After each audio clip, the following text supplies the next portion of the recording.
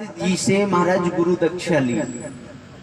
गुरु दीक्षा अगस्त जी से ली, लेकर के अपने राज्य को आए। गुरु मंत्र का नित्य प्रति जाप किया करते थे। अगस्त जी मुनि के मन में विचार आया कि राजा हमसे गुरु दीक्षा लेकर के गया है, अरे चल करके देखना तो चाहिए कि राजा तप भजन करता है या नहीं करता। अरे भजन वगैरह राजन करते हैं या नहीं करते। तो अगस्त मुनि और इंद्रधुम्न नाम के राजा के घर पर पधारे। उस समय पे इंद्रधुम्न नाम के जो राजा थे वो मंदिर में बैठ करके भगवान का भजन करने में, उस गुरु मंत्र का जाप करने में लगे हुए थे। कहते इंद्रधुम्न नाम के राजा ने गुरुदेव को आते हुए देख लिया था, पर माला अधूरी थी, माला पूरी नहीं हुई। माला पूरी नहीं हुई तो महाराज अब तो मन में विचार करने लगे कि गुरुजी भी आए हैं, माला भी पूरी नहीं हुई है, ये पूरी माला हो जाएगी तब मैं गुरुदेव का स्वागत सम्मान सत्कार करूंगा। स्वागत सम्मान करूंगा। कहते गुरुजी ने और कहते इंद्रधुम्न नाम के राजा को बैठे हुए देखा अगस्त मुनि ने, तो मन में विचार करने लगे, अरे मैं इस इंद्रधुम्न के राज्य में आया, इसने मेरा खड़े होकर के सम्मान स्वागत सत्कार नहीं किया और गजराज की तरह विराजमान है, हाथी की तरह बैठा हुआ है। इस प्रकार से जब कहा कि हाथी की तरह बैठा हुआ है, मेरा स्वागत सम्मान कुछ भी नहीं किया। और कहते हैं गुरुदेव अगस्त मुनि वहां से वापस चल दिए। जैसे ही और महाराज माला पूरी हुई राजन की, राजन इंद्रधुम्न खड़े हुए सेवकों से पूछा, अरे भैया गुरुदेव आए थे ना? गुरुदेव आए थे ना? बोले महाराज गुरुदेव तो आए तो थे, गुरुदेव आए तो थे, पर आप भजन में बैठे थे तो गुरुजी वापस चले गए। सेवकों से राजन ने कहा, बोले जल्दी से घोड़ा लेकर के आओ। सेवक को राजा के ताही घोड़ा लेकर के आए और राजन उस घोड़े पर आरूढ़ होकर के गुरुदेव से मिलने के लिए चले गए। गुरुदेव से मिलने के लिए जब गए तो महाराज गुरुदेव आगे आगे जा रहे हैं। राजा ने घोड़े पे से उतर के गुरु के चरणों में प्रणाम किया और चरणों में प्रणाम करके और राजन गुरु जी से कहने लगे, बोले गुरुवर अरे घर चलो, आप आए थे, मैंने आपको देख तो लिया, पर गुरुजी उस समय पर मेरा भजन पूर्ण नहीं हुआ था, इसलिए मैंने आपका स्वागत सम्मान नहीं किया। अगस्त मुनि इंद्रधुम्न नाम के राजा से कहने लगे, बोले राजन गुरु और गोविंद दोनों में से यदि कोई भी अपने द्वार पर आ जाए और आप चाहे भजन करने बैठे हो, आप चाहे भजन कर रहे हो, आपका पूर्ण भजन नहीं हुआ है, और गुरु और गोविंद दोनों में से यदि कोई भी आ जाता है तो अधूरे माला पर भी आपका वह भजन पूर्ण हो जाता है। बोले गुरुजी अब तो आपको घर चलना ही पड़ेगा। अगस्त मुनि कहने लगे, बोले राजन हम आपसे एक बात कहें? बोले हाँ गुरुजी। बोले जब आप बैठे हुए थे, हमारा स्वागत सम्मान नहीं किया तो हमारे मन में एक भाव आ गया। क्या भाव आया? अरे बोले देखो हाथी की तरह बैठा हुआ है, तो आपको अगला जन्म हाथी का लेना होगा राजन। तो इंद्रधुम्न नाम के राजा ने क्या कहा गुरुदेव से? बोले गुरुदेव जब हाथी बनूंगा तब देखा जाएगा, पर अब तो आप घर चलिए।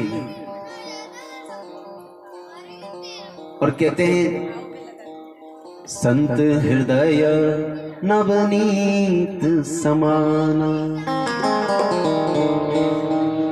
जो संत का हृदय था वो पिघल गया। किस प्रकार? जिस प्रकार से मक्खन पिघलता है, नवनीत मक्खन की भांति। और कहते हैं अगस्त मुनि का हृदय पिघल गया। कहने लगे, अरे देखो तो सही, मैंने इसको हाथी बनने का श्राप दे दिया है, फिर भी कह रहा है बोले गुरुदेव हाथी बनूंगा जब देखा जाएगा, पर अब तो घर चलो। तो आज अगस्त मुनि राजा इंद्रधुम्न से कह रहे, बोले राजन मैं तुम्हारी इसी से प्रसन्न हुआ, आपको जो मांगना है सो मांगना। राजा चाहता, इंद्रधुम्न तो कह देता गुरुजी मैं हाथी नहीं बनूं, हाथी नहीं बनूं, और अगस्त मुनि नहीं बनने देते। पर आज इंद्रधुम्न नाम के राजा क्या कह रहे हैं? बोले गुरुजी आप मुझे कुछ देना चाह रहे हो? बोले हाँ राजा, मैं तुमसे बहुत प्रसन्न हूं, तुम्हें जो मांगना है सो मांग लो। तो आज इंद्रधुम्न नाम के राजा ने क्या कहा? बोले गुरुजी मैं हाथी तो बनूं, पर मैं परमात्मा का नाम नहीं भूलूं। उस पशु रूप में भी मैं परमात्मा को याद करता रहूं, परमात्मा का नाम नहीं भूलूं। अब तो और भी अगस्त मुनि पिघल गए। बोले राजन तुमने जो वरदान मांगा है ना, उससे मुझे भी गदगद कर दिया, मेरा मन भी प्रफुल्लित हो गया। इसलिए हे राजन मैं एक आशीर्वाद आपको मेरी तरफ से और देता हूं। क्या? बोले आज तक आपने ये सुना होगा राजन कि भगवान के सेवक लेने के ताही आए, और मैं तुम्हारे लिए आशीर्वाद देता हूं। क्या आशीर्वाद देता हूं राजन? कि जब भी तुम्हारे प्राणों के ऊपर संकट आएगा और तुम मुझे पुकारोगे, तुम परमात्मा को पुकारोगे, तो परमात्मा स्वयं तुम्हें लेने के लिए चले आएंगे। इसीलिए गजराज पशु रूप में होकर भी परमात्मा का नाम नहीं भूले।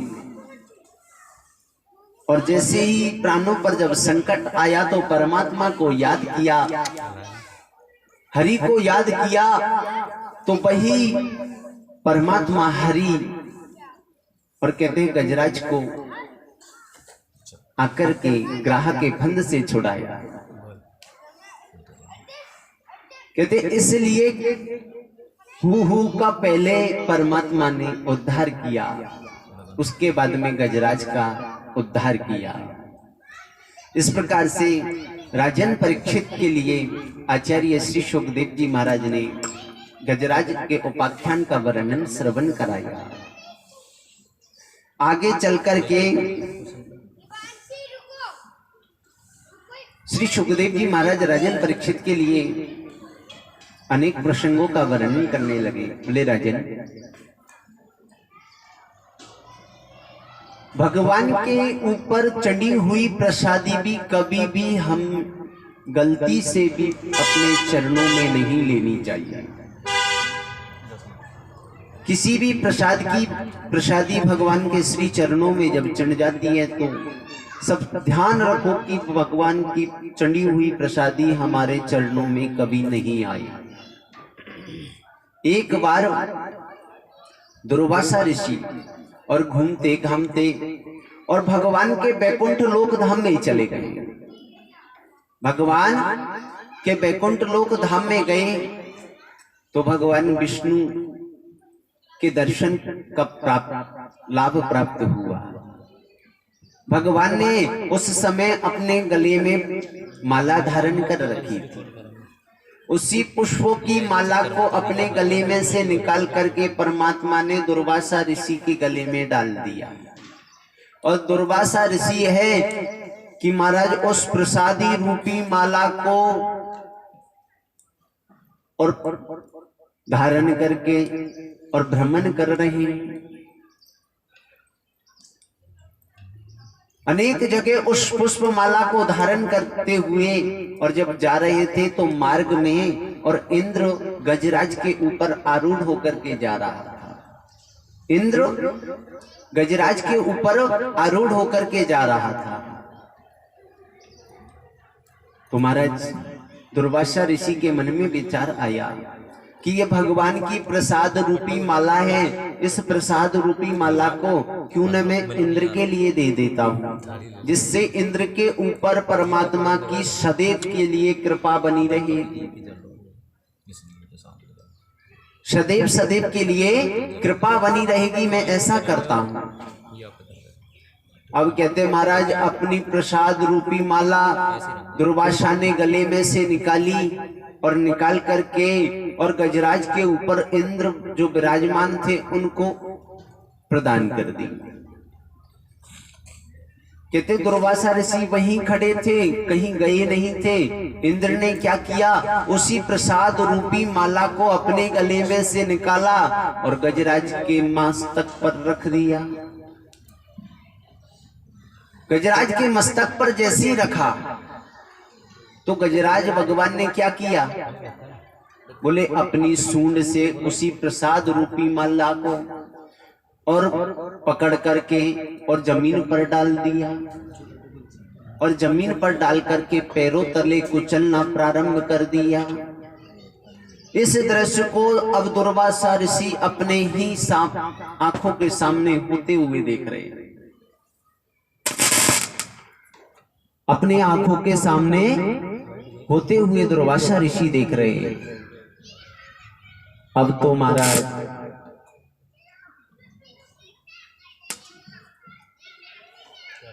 जैसे ही दुर्वासा ऋषि ने देखा, देखते से ही दुर्वासा ऋषि क्रोधी ऋषि, उनको क्रोध आ गया और कहने लगे, अरे भैया इंद्र, तुम्हें स्वर्ग का मद है, तुम्हें स्वर्ग का मद है। मैं तुम्हें श्राप देता हूं कि जाओ, जाकर के तुम स्वर्ग से विहीन हो जाओ, स्वर्ग से विहीन हो जाओ।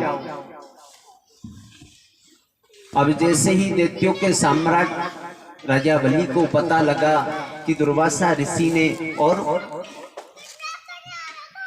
दुर्वासा ऋषि ने इंद्र को श्राप दे दिया है, देवताओं को श्राप दे दिया है, तो अब तो दैत्यों ने और देवताओं के ऊपर चढ़ाई करी और चढ़ाई करके और कहते महाराज स्वर्ग को देवताओं से छीन लिया। अब तो देवता स्वर्ग से विहीन हो गए, देवता स्वर्ग से विहीन हो गए, अब भटकने लगे। अब तो स्वर्ग पर दैत्यों का अधिकार हो गया। सब देवता मिलकर के ब्रह्मा जी के पास में गए, बोले प्रभु अरे हम स्वर्ग से विहीन हो गए। ब्रह्मा जी ने कहा, बोले परमात्मा के पास जाओ, आपको परमात्मा ही स्वर्ग दिलाने का मार्ग दिखलाएंगे, भगवान के पास जाइए। तो सारे देवता आज मिलकर के परमात्मा नारायण के पास में गए हैं, सारे देवता नारायण भगवान के पास में गए और वहां जाकर के परमात्मा से प्रार्थना करी है, हे गोविंद, हे प्रभु, हम स्वर्ग से विहीन हो गए हैं। दैत्यों ने स्वर्ग के ऊपर अपना अधिकार जमा लिया है, आप हमारी रक्षा करिए, आप हमारी रक्षा करिए, हमें पुनः स्वर्ग प्राप्त कराइए, पुनः से हमें स्वर्ग प्राप्त कराइए। तो आज परमात्मा और देवताओं के लिए एक प्रसंग श्रवण कराने लगे, कहने लगे, अरे भैया देवताओं, बोलो मैं आपको एक कहानी का वर्णन करूं। तो परमात्मा ने देवताओं के लिए किस प्रकार से श्रवण कराया, बोले एक सपेरा था और वह सपेरा पिटारी के अंदर एक सर्प रखता था और उस सर्प को लेकर के, उस पिटारी को लेकर के और हर प्रत्येक गांव में जाकर के अन्न और धन लेकर के आता था, जिससे उसकी स्वयं की जीविका चला करती थी। बोले एक दिन वही सपेरा और अनेक गांवों के अंदर भ्रमण करके आया, आकर के पिटारी को खोला और पिटारी में से धन भी निकाला, और निकालने के बाद में पिटारी को बंद करना भूल गया। पिटारी को बंद करना भूल गया तो कहीं से एक चूहा उछल